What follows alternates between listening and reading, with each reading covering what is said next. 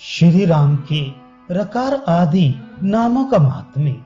श्री रामदास जी कहते हैं कि श्री राम नाम के आदिम वर्ण रा के सामर्थ्य संसार में जितनी वस्तुएं रकार आती हैं वे सब अतिशय श्रेष्ठ मानी गई हैं।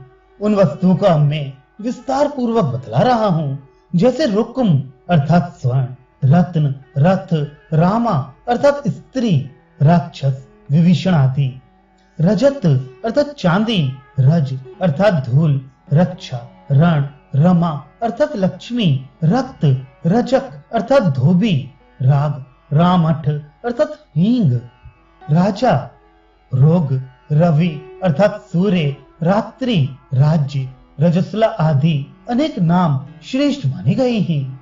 ऊपर बताया हुआ रुक्म अर्थात स्वर्ण पीत वर्ण की बहुमूल्य धातु है। रत्न देखने में सुंदर लगता है और कठिनाई से प्राप्त होता है। रथ एक श्रेष्ठ सवारी है। राम अर्थात स्त्री वह वस्तु है जिससे जगत उत्पन्न हुआ है।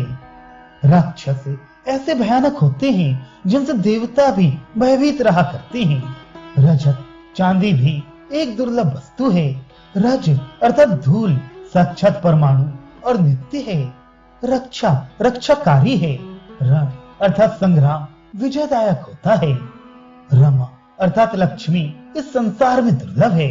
रक्त में एक असाधारण लालिमा विद्यमान रहा करती है।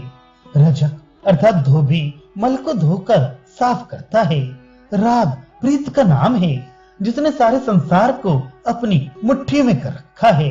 रामट अर्थात हींग अन्न को पवित्र करने वाली और एक रुचिकर वस्तु है। राज्य सुखकारी होता है। रजस्वला स्त्री पुत्रदायिनी होती है। इस तरह जितने भी रकार आदि वर्ण के नाम हैं वे सब श्रेष्ठ माने गए हैं। हे विष्णुदास, जैसा मैंने तुम्हें बताया है इन सबों की श्रेष्ठ होने का कारण वही राम के आदिम वर्ण की समानता है। हे शिष्य, अब दूसरी बात तुमसे कहता हूँ, उसे सुनो।